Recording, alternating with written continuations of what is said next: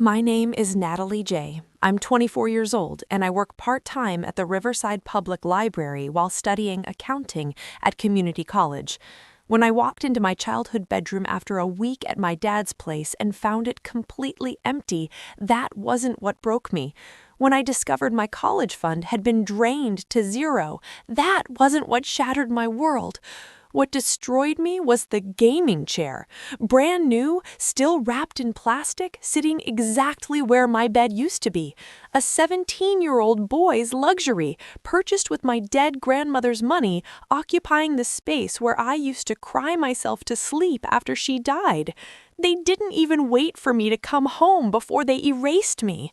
My mother, Linda, my stepfather, Derek, and his 3 kids, Brandon, Tyler, and Chloe, had taken a luxury Caribbean cruise while I visited my biological father. They told me it was a family bonding trip and that I'd understand why I couldn't come. I thought it was for Derek to connect with his kids after the divorce. I thought I was being mature by giving them space. I thought a lot of things that turned out to be carefully constructed lies. The vacation cost them $12,000. My college fund held $18,000. The math wasn't complicated. Neither was the betrayal. Before we dive into how I set the record straight, please take a moment to like and subscribe, but only if you truly enjoy the story. Where are you watching from? Drop your city below in the comments.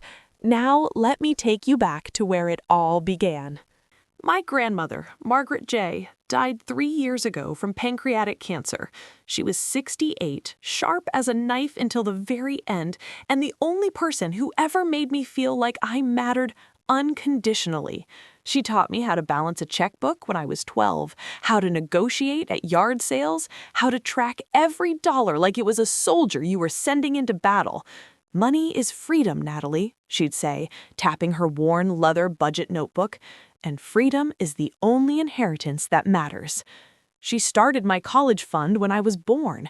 Every birthday, every Christmas, every small victory, spelling bee, good report card, helping her clean out the garage, she'd add to it. $50 here, $100 there. When she got sick, she made it official, transferred it to a custodial account with my mother as trustee until I turned 25 or graduated, whichever came first. $18,217. I knew the exact amount because I checked it every month, the way she taught me. I remember the day she told me about it. We were sitting in her kitchen, the small one with the yellow wallpaper she refused to replace because my grandfather had hung it 40 years earlier. She was already sick by then, her hands shaking slightly as she slid the bank documents across the table. "This is yours, Natalie, not your mother's, not anyone else's. Yours. I need you to promise me you'll use it to build something that can't be taken away. Education, skills, independence." I promised. I meant it. She made my mother promise too, right there in the hospice room 2 weeks before she died. I was holding Grandma's left hand, Mom was holding her right. "Linda," she said, her voice barely a whisper, "this money is sacred.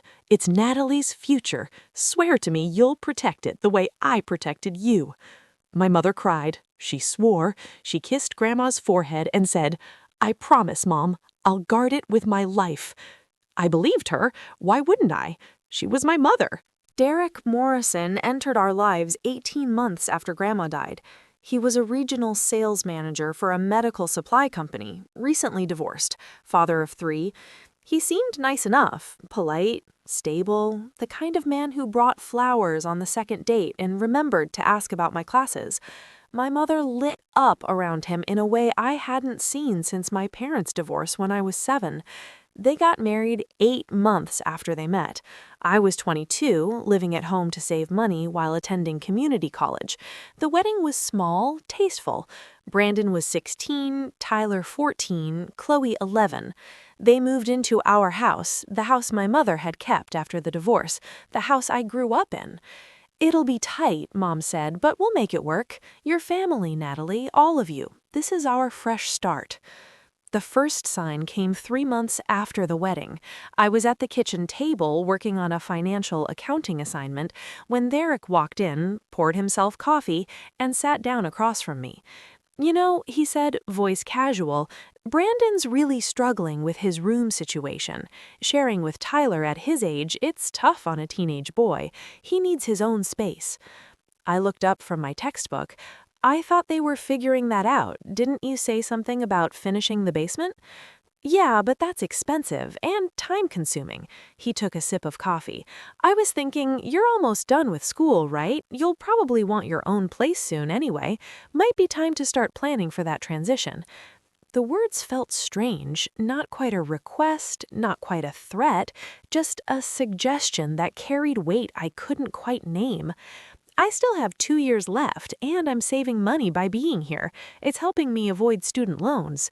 Sure, just thinking out loud. He smiled. It didn't reach his eyes. Family's gotta be flexible, right? 2 weeks later, my mother brought it up at dinner. Natalie, honey, have you thought about maybe getting a small apartment just to have your own space? You're 22 now. Most kids your age are independent. I set down my fork. Most kids my age don't have parents who let them live at home to avoid debt. I thought that was the plan. It is. She glanced at Derek, who was cutting his steak with deliberate focus. I just want you to have all your options open. Brandon smirked from across the table. Tyler stared at his phone. Chloe asked if she could have my room when I left. I'm not leaving, I said quietly. The conversation ended, but something had shifted. Over the next few months, the comments multiplied. You're still here? From Brandon when I'd come home from the library. Must be nice not having bills. From Derek when I'd buy groceries for myself. Little cuts, small enough to seem petty if I complained, sharp enough to draw blood. My mother stopped defending me. She'd change the subject or laugh awkwardly, or worse, say nothing at all. The woman who used to check my homework and braid my hair before school became a stranger who avoided eye contact. I started spending more time at my dad's apartment. He'd remarried when I was 12, and while we weren't incredibly close, he was steady, kind. His wife, Patricia, always made up the guest room for me without questions. You doing okay, Nat? He'd ask over pizza on Friday nights. Yeah, I'd lie, just busy with school. He'd look at me the way he always did when he knew I was holding back, patient, waiting for me to be ready. I never was. The vacation was Derek's idea. Family bonding, he called it. 7 days in the Caribbean, leaving the day after I went to visit my dad for a week. When Mom told me about it, she used that same careful voice she developed over the past year. We think it's important for Derek to have special time with his kids, she said. The divorce was hard on them. They need to feel secure. Okay, I said. That makes sense. You understand, right? It's not personal. I understand. And I did, or I thought I did. I thought I was being mature. I thought I was being a good daughter by not making things harder. I went to Dad's on a Tuesday. They left for the cruise on Wednesday. I spent the week helping Patricia organize her classroom for the new semester, watching movies, eating takeout. It was peaceful, normal. I didn't know it was the last week of normal I'd ever have. I came home the following Tuesday afternoon. Dad dropped me off, helped me carry my bag to the door. The house was quiet. Everyone was still at work or school. I unlocked the door and headed upstairs. My bedroom door was open. That was the first sign. I stepped inside and my brain couldn't process what I was seeing. The room was empty. Not messy teenager moved my stuff empty. Completely, utterly empty. My bed, gone. My desk, gone. My bookshelf, my dresser, my rug, my curtains, my posters, my corkboard with photos of Grandma, my string lights, my everything, gone. In the center of the room sat a brand new gaming chair, still wrapped in plastic. Across from it, mounted on the wall, a massive flat-screen TV. In the corner, stacked boxes labeled Brandon's Gaming Setup in my mother's handwriting. My legs stopped working. I stood in the doorway, staring at the space where my life used to be. I heard the garage door open downstairs. Voices, laughter. They were home. I walked downstairs like a robot. My mother saw me first. Her face did something complicated. Surprise, guilt, defensiveness, all in the span of a second. "Oh, Natalie, you're back early. We weren't expecting you until tonight." Derek appeared behind her, Brandon and Tyler flanking him like guards. Chloe peeked around the corner. "Where's my room?" My voice sounded strange, distant. "We were going to talk to you about this," Mom said quickly. "We made some changes while you were gone, changes that are good for everyone." "Where is my room?" Derek stepped forward. "Listen, Natalie, you're an adult now. Brandon needs his own space. He's a teenage boy. We thought you'd understand. We converted your room into a gaming lounge for the boys. Your stuff is boxed up in the garage. We figured you'd be getting your own place soon anyway." The words came at me like bullets. Gaming lounge, boxed up, your own place, soon anyway. You turned my bedroom into a gaming lounge? "We gave Brandon the space he needs," Derek corrected. "You're 24. Most people your age don't live with their parents." I looked at my mother. "You let him do this?" She wouldn't meet my eyes. "Natalie, please don't make this harder than it has to be. We're trying to blend this family. By erasing me from it?" "No one erased you. You're being dramatic." Her voice had an edge now, the edge that meant she'd already made up her mind and my feelings were an inconvenience. "What about my college fund?" Silence. The kind that screams.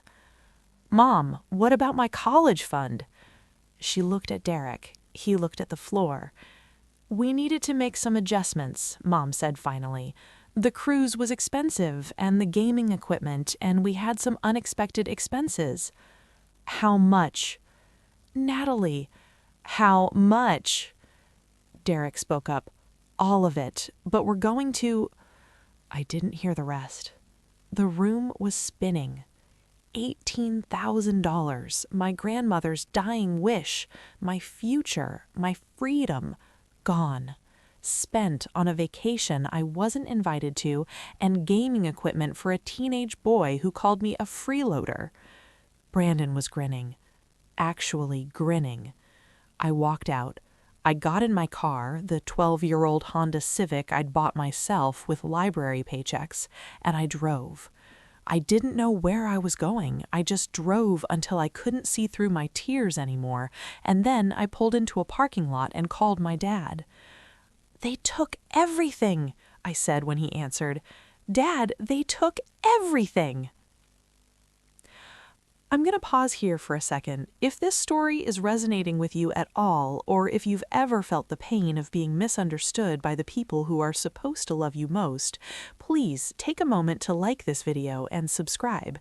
It really lets me know that sharing these hard stories is worth it. I stayed at my dad's apartment that night, and the next night, and the one after that. Patricia made up the guest room without a word, just squeezed my shoulder and said, "Stay as long as you need." On the third day, Dad sat me down at the kitchen table with a yellow legal pad and a pen. "Tell me everything," he said. "Every detail, every conversation, every document you can remember." He's a paralegal. He works for a small family law firm downtown.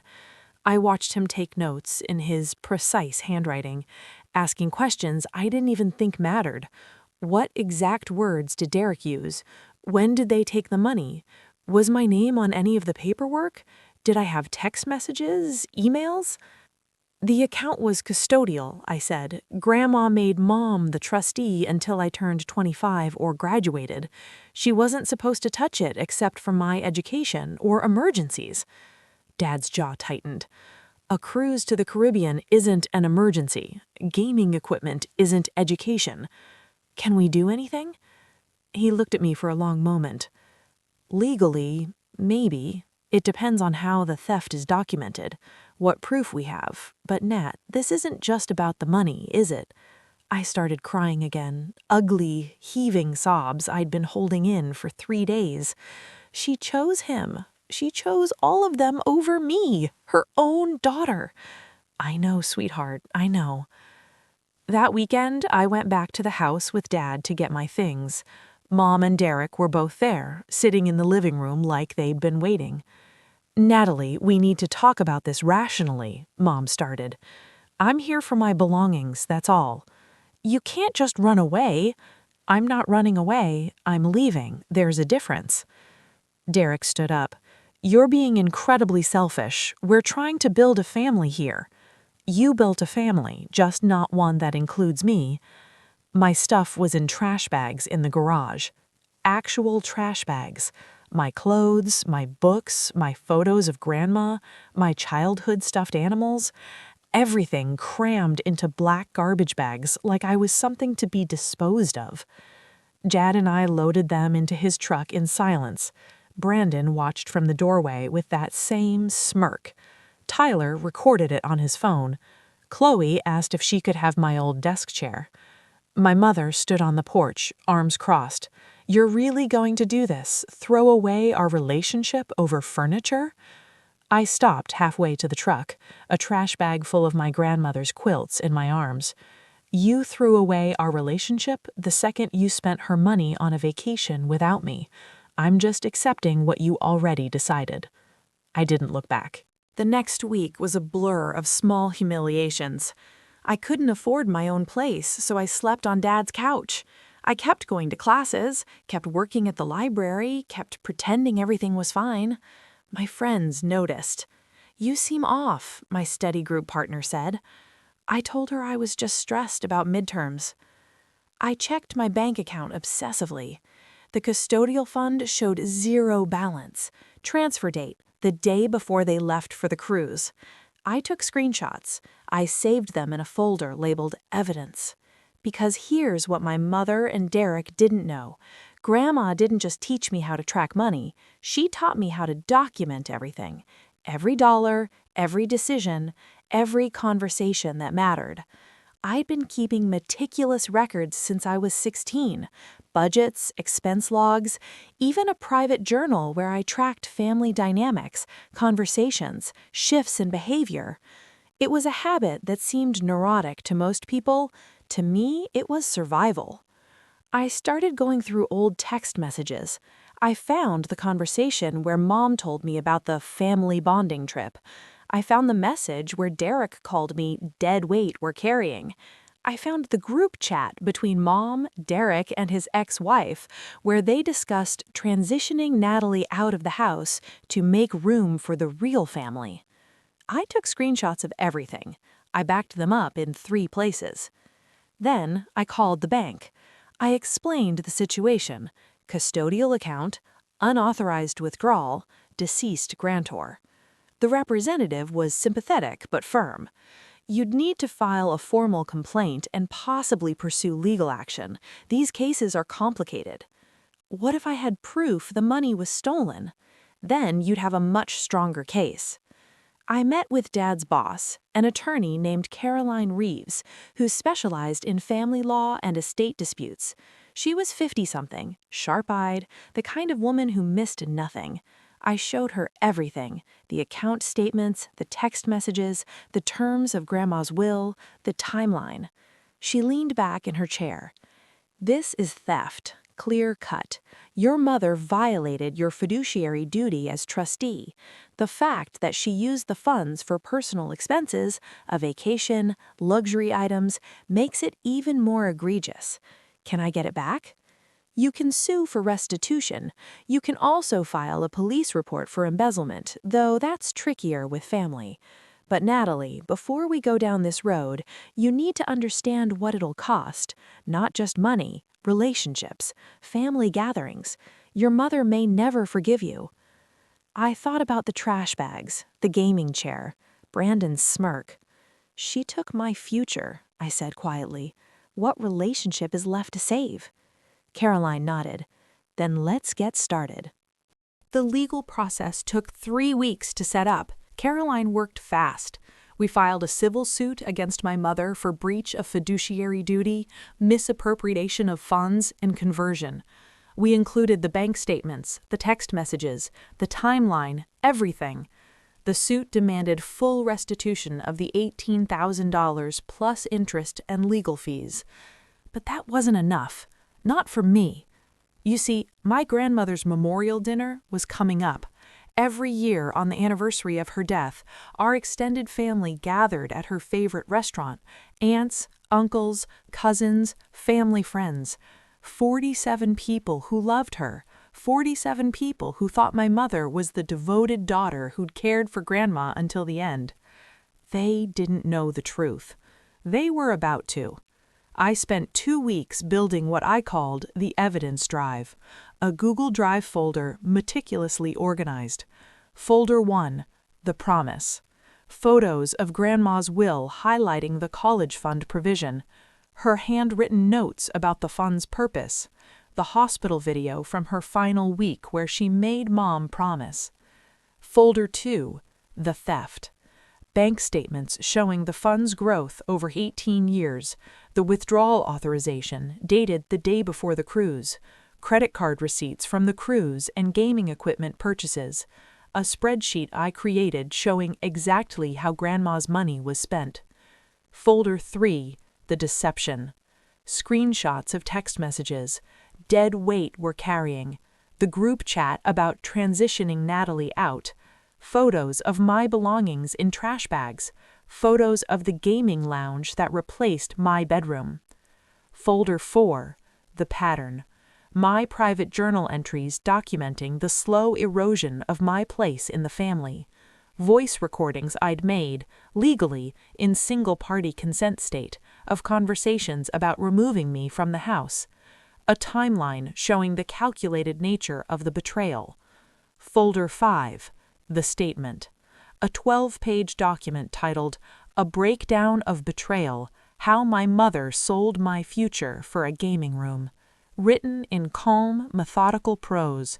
No hysteria, no exaggeration, just facts, dates, and the systematic destruction of trust. The memorial dinner was on a Saturday. I arrived early with Dad and Patricia. Mom and Derek came 15 minutes later with the kids. Mom saw me and her face went pale. "Natalie, I didn't know you were coming." "It's Grandma's memorial. Where else would I be?" We didn't speak again until after dinner, after the toasts, after everyone had shared their favorite memories. The restaurant had a small private room where we always gathered. 47 people, all of them family, all of them about to learn the truth. I stood up, tapped my glass. The room quieted. I want to thank everyone for being here tonight to honor Grandma's memory. She was the strongest, wisest person I've ever known. She taught me the value of documentation, of keeping records, of always having proof. I pulled out my phone. She also taught me that the truth matters more than comfort, so I'm going to share something with you. Please check your emails. I've sent you all a link to a Google Drive folder. I'm going to ask you to open it now. Confused looks, phones coming out, Mom's face going from pale to red, Derek standing up. "Natalie, what are you—" "Sit down, Derek." My voice was calm, cold. He sat. "What you're looking at is a complete record of how my mother stole my inheritance, the college fund Grandma spent 18 years building, to pay for a luxury cruise and gaming equipment for her stepchildren. While I was visiting my dad, she and Derek emptied my bedroom, threw my belongings into trash bags, and spent $18,000 of Grandma's money on a family vacation I wasn't invited to." The room erupted. Gasps, shouting. My Aunt Claire, Grandma's sister, stood up, phone in hand, face twisted in fury. "Linda, tell me this isn't true." My mother was crying. "You don't understand. We were going to pay it back." "With what money?" I asked quietly. "You're already behind on Derek's child support payments. I have those records too. They're in folder 6. Uncle Robert, Grandma's son, was reading through the documents with shaking hands. "You spent it on a cruise? Mom's money? The fund she built for Natalie since she was born?" "We were building a family," Derek tried. "By destroying hers? By throwing her childhood in trash bags?" It spiraled from there, family members shouting at my mother, at Derek, Brandon trying to defend his father, Tyler filming it until someone knocked the phone out of his hand, Chloe crying. Chaos. I just stood there, watching it unfold, calm, at peace. This was what justice looked like. Not revenge, justice. The civil suit settled 3 weeks later. My mother and Derek agreed to a payment plan, full restitution plus interest, to be paid over 5 years with my tuition as first priority. They sold the gaming equipment. Derek took a second job. Mom stopped talking to me entirely. The family fractured. Half of them cut contact with Mom, disgusted by what she'd done. Grandma's sister Claire took me under her wing, helped me find an affordable apartment, co-signed my lease. Uncle Robert set up a new education fund, smaller but protected, untouchable by anyone but me. I filed for independence on my taxes. I qualified for more financial aid. I kept working at the library, kept taking classes, kept building my life piece by piece. Therapy helped. Not because I needed to forgive my mother, I didn't and I never will, but because I needed to understand that her betrayal said everything about her and nothing about my worth. Dr. Chen, my therapist, specialized in family trauma. She helped me separate my identity from the abandonment, helped me see that I wasn't too much or not enough. I was just caught in the blast radius of someone else's selfishness. I started journaling differently, not just documenting injustice, but documenting joy, small victories, days when I felt strong, moments when I realized I was okay without her. The first month in my apartment, a tiny studio with barely enough room for a bed and a desk, I sat on the floor eating takeout and cried. Not from sadness, from relief. This space was mine. No one could take it. No one could convert it. No one could decide I didn't deserve it. Derek and Mom's marriage lasted another year before imploding. Turns out, stealing from your stepdaughter and destroying your relationship with your entire extended family creates stress. Brandon failed out of his first semester of college. Tyler moved back in with his mother. Chloe, the only one who showed any remorse, reached out to me once through Instagram. "I'm sorry for what they did," she wrote. "It wasn't right." I didn't respond. She was 12, it wasn't her fault, but I also wasn't ready to let anyone from that house back into my life. I graduated last May, associate's degree in accounting, 3.8 GPA. Aunt Claire, Uncle Robert, Dad, and Patricia were there. The seat where my mother should have been stayed empty. I didn't cry about it. I'd already grieved that loss. I'm enrolled at State University now, working toward my bachelor's. I'll graduate at 27, later than planned, but on my own terms, with my own money, in my own space. I still keep spreadsheets. I still track everything. But now I also track joy, moments of laughter with Dad, Sunday dinners with Aunt Claire, the first time I paid my rent without anxiety, the day I realized I'd gone a whole week without thinking about what Mom did. These matter too. These are worth documenting. When I walked into that empty bedroom 3 years ago, I thought I'd lost everything. My home, my family, my future. All of it gone in the time it took to take a Caribbean cruise. But here's what I actually lost. An illusion. The illusion that my mother's love was unconditional. The illusion that family meant loyalty. The illusion that being quiet and accommodating would keep me safe. And here's what I gained. Clarity, the absolute certainty of my own worth. The knowledge that I could survive the worst betrayal imaginable and come out stronger. The ability to build a life that no one can take away because it's built on my own foundation, not anyone else's. I don't talk to my mother anymore. I don't hate her. Hate requires energy I'd rather spend elsewhere. But I don't forgive her either. Forgiveness isn't required for healing. Sometimes the kindest thing you can do for yourself is simply close the door on people who showed you exactly who they are. People ask me sometimes if I regret exposing her at the memorial dinner, if I think it was too harsh, too public, too cruel. I tell them the truth. I don't regret bringing light to what she did in darkness. She made her choices in secret, hoping I'd be too ashamed or too broken to fight back. I made my choice in front of witnesses, with evidence, with the calm certainty of someone who knew exactly what they were doing. She thought abandoning me would be easy. I made sure remembering me would be impossible. If you've ever been betrayed by someone who was supposed to protect you, I want you to know this. Your pain is valid. Your anger is justified. And your decision to save yourself, even if it means walking away from family, is not selfish. It's survival. You are not obligated to set yourself on fire to keep other people warm. You are not required to forgive the unforgivable. You are allowed to grieve what you lost and celebrate what you've built in its place. My grandmother used to say, "Money is freedom, Natalie, and freedom is the only inheritance that matters." She was right, but she didn't tell me the whole truth. The real inheritance isn't money. It's the strength to stand up when everyone expects you to stay down. It's the clarity to see betrayal for what it is instead of making excuses for it. It's the courage to choose yourself when everyone else has chosen someone else. That's the inheritance I carry now. That's the legacy I'll pass on. And no one can spend it on a gaming chair. This was another story from Revenge Room, where we turn pain into purpose and betrayal into balance. If this story resonated with you, please don't forget to subscribe and join us for the next transformation. What's one thing you learned about yourself after a betrayal? Share your moment in the comments below. We're all in this together.